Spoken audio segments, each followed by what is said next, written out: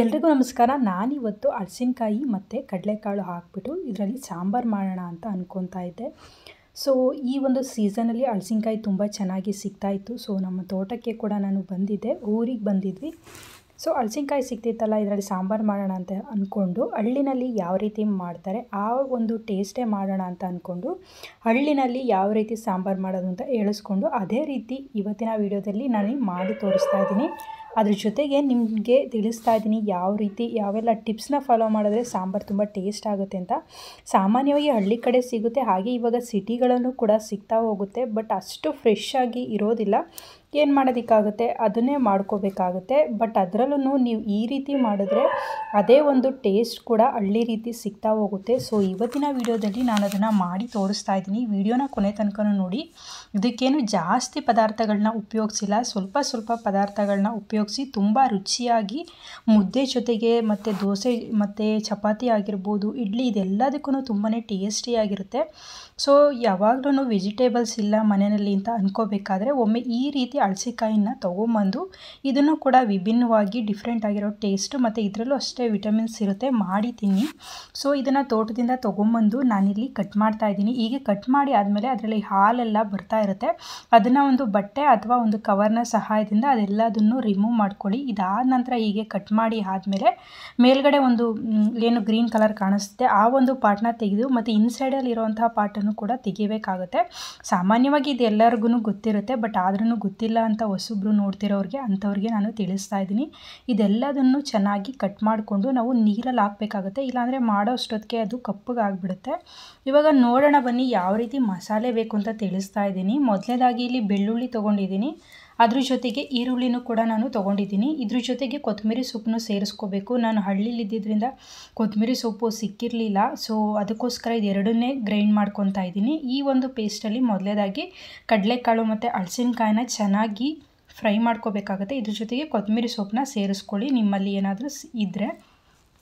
So ಇದಾದ ನಂತರ ಮತ್ತೊಂದು ಮಸಾಲೆ ಬೇಕಾಗುತ್ತೆ. ಅದಕ್ಕೆ ಹುಳಿ ಟೊಮೊಟೊನ ನಾನಿಲ್ಲಿ ತೊಗೊಂಡಿದ್ದೀನಿ, ದೊಡ್ಡದಾಗಿರುವಂತಹ ಹುಳಿ ಟೊಮೊಟೊನ ತೊಗೊಂಡಿದ್ದೀನಿ. ಸೊ ಇದಕ್ಕೆ ಇಂಪಾರ್ಟೆಂಟ್ ಅಂದರೆ ಹುಣಸೆಹಣ್ಣನ್ನ ತೊಗೋಬೇಕಾಗುತ್ತೆ. ನಾನು ಜಾಸ್ತಿ ಸಾಂಬಾರು ಮಾಡ್ತಾ ಇರೋದ್ರಿಂದ ಒಂದು ನಿಂಬೆಹಣ್ಣು ಗಾತ್ರದಷ್ಟು ಇಲ್ಲಿ ಹುಣಸೆಹಣ್ಣನ್ನ ತೊಗೊಂಡಿದ್ದೀನಿ. ಇದ್ರ ಜೊತೆಗೆ ಸ್ವಲ್ಪ ಅರಿಶಿನ ಸೇರಿಸ್ಕೋಬೇಕಾಗುತ್ತೆ. ಸೊ ಇದಾದ ನಂತರ ಕೆಲವರು ಖಾರದ ಪುಡಿ ಧನಿಯಾ ಪುಡಿ ಸಪ್ರೇಟ್ ಮಾಡಿಸಿರ್ತಾರೆ, ಹಾಗೂ ಬೇಕಾದರೆ ಹಾಕ್ಕೋಬೋದು. ಇಲ್ಲ ನೀವೆರಡು ಮಿಕ್ಸ್ ಮಾಡಿಸಿದ್ರೆ ನೀವು ಯಾವ ಮೆಷರ್ಮೆಂಟಲ್ಲಿ ಹಾಕ್ಕೊತಾ ಇರ್ತೀರ ಆ ರೀತಿ ಹಾಕ್ಬೋದು. ನಾನು ಇವತ್ತು 2 ಟೇಬಲ್ ಸ್ಪೂನ್ ಖಾರದ ಪುಡಿನ ನಾನಿಲ್ಲಿ ಹಾಕ್ಕೊತಾ ಇದ್ದೀನಿ ಮತ್ತು ಇದ್ರ ಜೊತೆಗೆ 3 ಟೇಬಲ್ ಸ್ಪೂನ್ ಧನಿಯಾ ಪುಡಿನ ನಾನಿಲ್ಲಿ ಸೇರಿಸ್ಕೊತಾ ಇದ್ದೀನಿ. ಸೊ ನೀವೆರಡನ್ನೂ ಮಾಡಿ ಯಾವ ರೀತಿ ಹಾಕ್ಕೊತೀರ ಅದೇ ಒಂದು ಪ್ರಮಾಣದಲ್ಲಿ ನೀವು ಸೇರಿಸ್ಕೋಬೇಕಾಗುತ್ತೆ. ಇದಾದ ನಂತರ ತುಂಬ ಚೆನ್ನಾಗಿ ಫ್ರೆಶ್ ಆಗಿರುವಂತಹ ತೆಂಗಿನ ತುರಿನ ತಗೋಬೇಕಾಗುತ್ತೆ. ನಾನಿಲ್ಲಿ ಚಿಕ್ಕದಾಗಿರುವಂಥ ತೆಂಗಿನಕಾಯಲ್ಲಿ ಅರ್ಧ ಹೋಳನ್ನ ತೊಗೊತಾ ಇದ್ದೀನಿ. ಸ್ವಲ್ಪ ಸಾಂಬಾರು 5ರಿಂದ 6 ಜನಕ್ಕೆ ಬೇಕಂದರೆ ಈ ಪ್ರಮಾಣದಲ್ಲಿ ತೊಗೊಳ್ಳಿ. ಸ್ವಲ್ಪ ನೀರನ್ನು ಸೇರಿಸಿ ಚೆನ್ನಾಗಿ ಪೇಸ್ಟ್ ಮಾಡಬೇಕಾಗುತ್ತೆ, ತುಂಬ ಸಣ್ಣದಾಗಿ ಪೇಸ್ಟ್ ಮಾಡ್ಕೊಳ್ಳಿ. ಇದಾದ ನಂತರ ಒಂದು ಕುಕ್ಕರ್ನ ತೊಗೊಂಡಿದ್ದೀನಿ. ಇದಕ್ಕೆ 2 ಟೇಬಲ್ ಸ್ಪೂನ್ ಆಯಿಲ್ನ ನಾನು ಹಾಕ್ಕೊತಾ ಇದ್ದೀನಿ. ನೀವು ಯಾವುದು ಆಯಿಲ್ನ ಯೂಸ್ ಮಾಡ್ತೀರಾ ಅದನ್ನು ಸೇರಿಸ್ಕೋಬೇಕಾಗುತ್ತೆ. ಸೊ ಇದಾದ ನಂತರ ಈರುಳ್ಳಿ ಮಸಾಲೆ ಏನಿದೆ, ಬೆಳ್ಳುಳ್ಳಿ ರುಬ್ಕೊಂಡಿದ್ವಿ ಅದನ್ನು ಸೇರಿಸ್ಕೋಬೇಕಾಗುತ್ತೆ ಎಣ್ಣೆಗೆ. ಇದು ಸೇರಿಸ್ಕೊಂಡ್ಮೇಲೆ ಹಸಿ ವಾಸನೆ ಹೋಗೋವರೆಗೂ ತುಂಬ ಚೆನ್ನಾಗಿ ಫ್ರೈ ಮಾಡ್ಕೊಳ್ಳಿ. ಸೊ ಇದಾದ ನಂತರ ಅದು ಸ್ವಲ್ಪ ಎಣ್ಣೆ ಬಿಡ್ತಾ ಹೋಗುತ್ತೆ, ಆವಾಗ ನೀವು ಹಲಸಿನಕಾಯಿ ಮತ್ತು ನೆನೆಸಿಟ್ಟಿರುವಂತಹ ಕಡಲೆಕಾಳನ್ನ ಸೇರಿಸ್ಕೋಬೇಕಾಗುತ್ತೆ. ಸೊ ಇದು ಆಲ್ಮೋಸ್ಟ್ ಎಣ್ಣೆ ಬಿಡ್ತಾ ಬರ್ತಾ ಇದೆ. ಇದಕ್ಕೆ ಕೊತ್ತಂಬರಿ ಸೊಪ್ಪನ್ನು ಸೇರಿಸ್ಕೊಳ್ಳಿ, ತುಂಬಾ ಅದು ಒಂಥರ ರುಚಿ ತುಂಬ ಚೆನ್ನಾಗಿ ಕೂಡ ಬರುತ್ತೆ. ಸೊ ಇದನ್ನು ಹೀಗೆ ಫ್ರೈ ಮಾಡಿಕೊಂಡು ನಾನು ನೆನೆಸಿಟ್ಟಿರುವಂತಹ ಕಡಲೆಕಾಳು, ಅಂದರೆ ಮಾರ್ನಿಂಗ್ ಮಾಡಬೇಕಂದ್ರೆ ನೈಟೇ ನೆನೆಸಿಟ್ಕೊಳ್ಳಿ, ಅಥವಾ ನಿಮಗೆಲ್ಲ ಗೊತ್ತಿರುತ್ತೆ ಎಷ್ಟು ಟೈಮ್ ನೆನೆಸ್ಬೇಕು ಅಂತ. ಸೊ ಆ ಒಂದು ಟೈಮಲ್ಲೇ ನೀವು ನೆನೆಸಿಟ್ಕೊಂಡ್ರೆ ಸಾಕಾಗುತ್ತೆ. ಇವಾಗ ನಾನು ಈರುಳ್ಳಿಗೆ ಈ ಒಂದು ಕಡಲೆಕಾಳನ್ನ ಸೇರಿಸ್ಕೊಂಡೆ. ಇದ್ರ ಜೊತೆಗೆ ಸ್ವಲ್ಪ ಸಾಲ್ಟನ್ನು ಕೂಡ ನೀವು ಸೇರಿಸ್ಕೋಬೇಕಾಗುತ್ತೆ. ಇವಾಗ ಈ ಒಂದು ಕಡಲೆಕಾಳು ಜೊತೆಗೆ ನಾನು ಆವಾಗಲೇ ಹೆಚ್ಚಿಟ್ಕೊಂಡಿದ್ದಂತಹ ಹಲಸಿನಕಾಯಿನ ಸೇರಿಸ್ಕೊತಾ ಇದ್ದೀನಿ.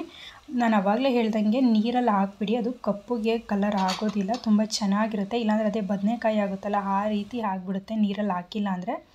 ಇವಾಗ ಎಲ್ಲದನ್ನು ಅಷ್ಟೇ ಆ ಒಂದು ಈರುಳ್ಳಿ ಒಂದು ಮಸಾಲೆ ಏನಿರುತ್ತೆ ಇದರಲ್ಲಿ ಚೆನ್ನಾಗಿ ಫ್ರೈ ಮಾಡಿ. ಇವಾಗೇ ತುಂಬ ಚೆನ್ನಾಗಿ ಟೇಸ್ಟ್ ಕೂಡ ಆಗೋದು ಸಾಂಬಾರು. ಸೊ ತುಂಬ ಚೆನ್ನಾಗಿ ಫ್ರೈ ಮಾಡಬೇಕಾಗುತ್ತೆ. ಸಾಲ್ಟನ್ನು ಕೂಡ ನಾನಿಲ್ಲಿ ಸೇರಿಸ್ತಾ ಇದ್ದೀನಿ. ನಿಮಗೆ ಅಂದರೆ ಒಂದೇ ಸಲ ಗೊತ್ತಾಗಬೇಕಂದ್ರೆ ಸಾಲ್ಟ್ ಇವಾಗಲೇ ಸೇರಿಸ್ಕೊಳ್ಳಿ, ಇಲ್ಲ ಲಾಸ್ಟಲ್ಲೂ ಕೂಡ ಒಮ್ಮೆ ಈಗೊಂದು ಸ್ವಲ್ಪ ಹಾಕಿ ಲಾಸ್ಟಲ್ಲಿ ಸ್ವಲ್ಪ ಸೇರಿಸ್ಕೊಳ್ಳಿ. ಇದಾದ ನಂತರ ಮತ್ತೆ ಇನ್ನೊಂದು ಮಸಾಲೆನ ರೆಡಿ ಮಾಡ್ಕೊಂಡಿದ್ನಲ್ಲ, ಸೊ ಆ ಒಂದು ಮಸಾಲೆನ ಇಲ್ಲಿ ನಾನು ಸೇರಿಸ್ತಾ ಇದ್ದೀನಿ.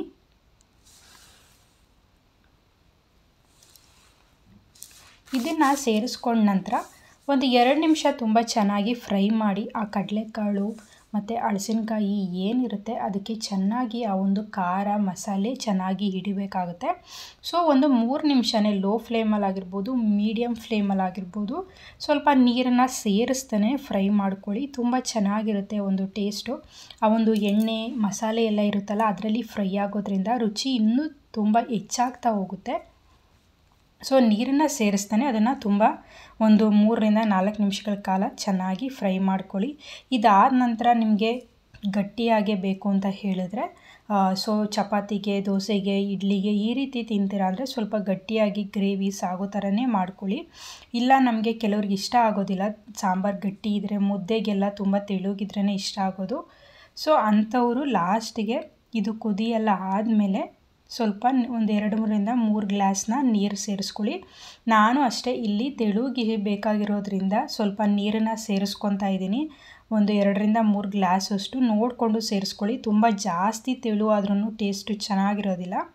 ಸೊ ಇದನ್ನು ನೋಡ್ಕೊಂಡು ಸೇರಿಸ್ಕೊಂಡು ಸ್ವಲ್ಪ ಸಾಲ್ಟನ್ನು ಸೇರಿಸ್ಕೊತಾ ಹೋಗಿ. ಸ್ವಲ್ಪ ಏನಾದ್ರೂ ರುಚಿ ಕಡಿಮೆ ಆಯಿತು ಅಂತ ಅನಿಸಿದ್ರೆ ನಿಮ್ಮ ರುಚಿಗೆ ತಕ್ಕಷ್ಟು ಉಪ್ಪನ್ನ ಸೇರಿಸ್ಕೊಳ್ಳಿ.